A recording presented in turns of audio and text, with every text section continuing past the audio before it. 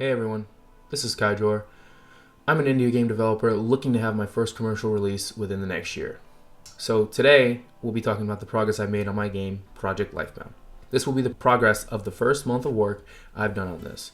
I'll show you builds in my game week by week to show you the progress I've made every 7 days or so. If you're new to the channel, Project LifeBound is a 2D physics-based action platformer inspired by roguelikes. Delve through dungeons defeating enemies, collecting loot, solving puzzles, and balancing the most valuable resources of all, your life. So, this video was supposed to come out months ago. This, along with a bunch of other videos, are on my backlog, and I hope to get caught up on it very soon. I'll explain more about what's going on in my life later on in the video. Anyways, I'm going to show you how much work I've gotten done in the span of 1 month of working on this project. I started with a project that I made in my junior year of college for a game development class. The project was a 2D game where enemies come at you from the left and right, dealing damage to you when they hit you. You defend yourself wave after wave as long as you can. As you can see, it's a pretty simple game with a simple concept. I completed this over the course of a semester. Initially, it had a much bigger scope, but with other coursework, I only had time to come up with this. One thing I was really satisfied with in this project at the time was that I successfully implemented an object pooler. There were only about 20 total projectiles, so I wasn't instantiating a new bullet every time the player fired. I did follow a tutorial, but since I applied it to my own project, I understood the concept of the object pooler and will be able to leverage the knowledge in future projects.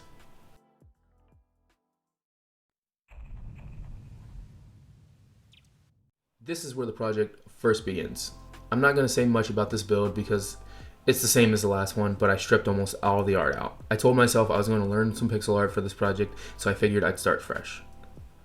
So another little side note, I've always had motivation issues when it came to game development. I would pick it up for a little bit, then put it down for an even longer time, so I would never finish projects.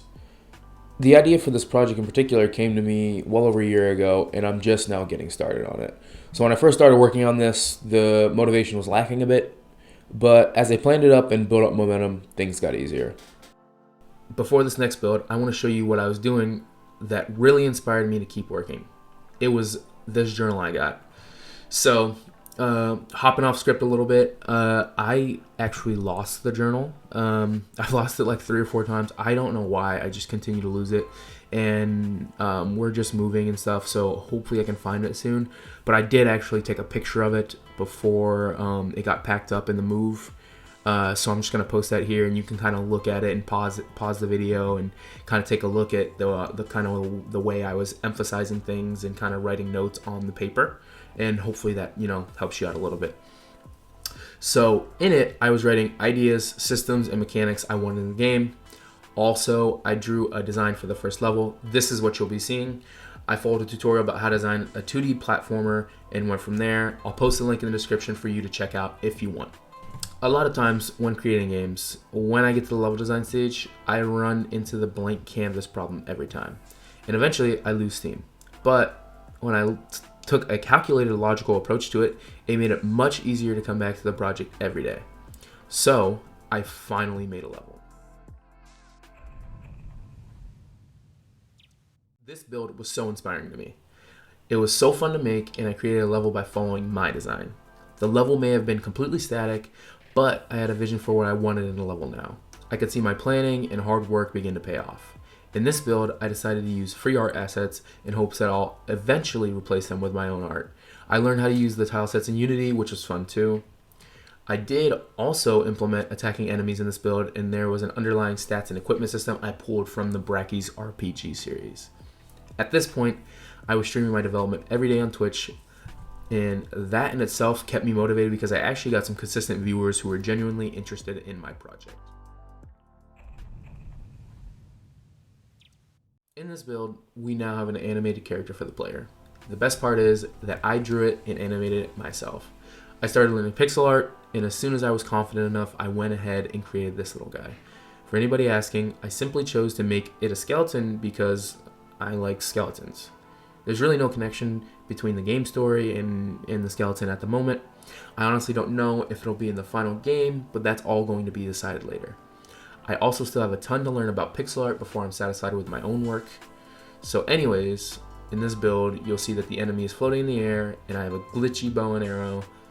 I began working on enemy AI from another Brackeys video, and it's not quite functional yet, so I disabled its movement for the time being.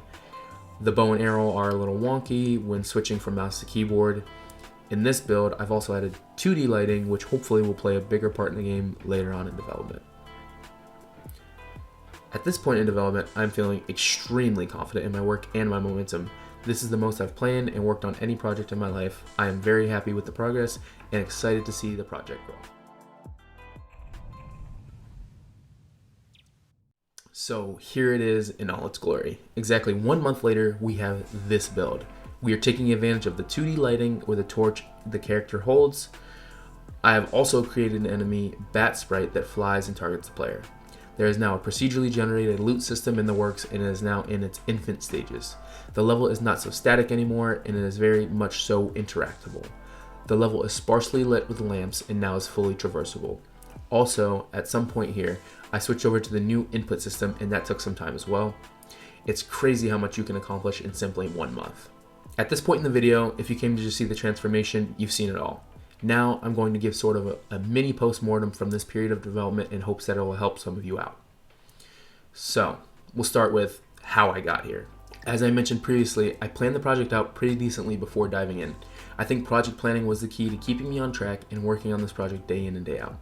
In retrospect, when I would always work and shelve a project, it was because I didn't know what to do at some point, so I quickly didn't feel compelled to work on the project.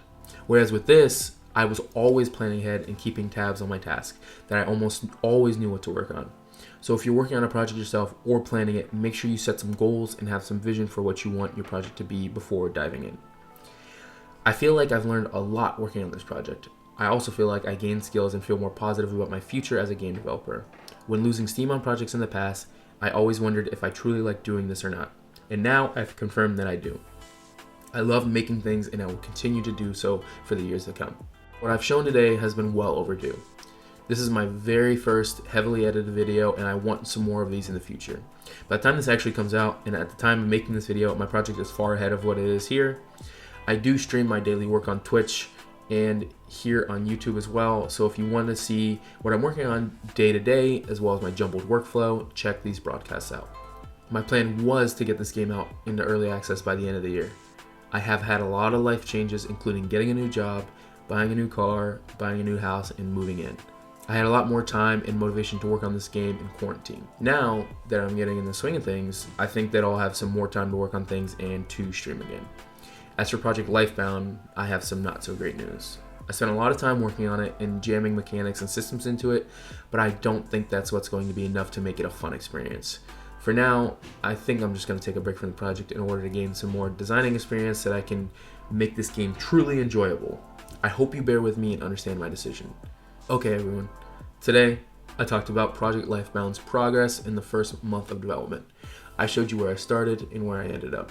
I told you about how I got there and beat my own lack of motivation. Then I told you about what's next for this project. If you made it this far in the video, thank you so much. I'm hoping to create higher quality content like this for you guys in the future. If you're new to this channel, please check out my other videos and subscribe. I'm trying to reach 100 subscribers by the end of the year and continue to grow after that. If you want to try Project LifeBound or any of my other games, check out kyjor.itch.io to play them. Also, follow on social media and join the Discord if you can. All the links will be in the description. Again, thank you guys for watching, and this is Kyjor signing off.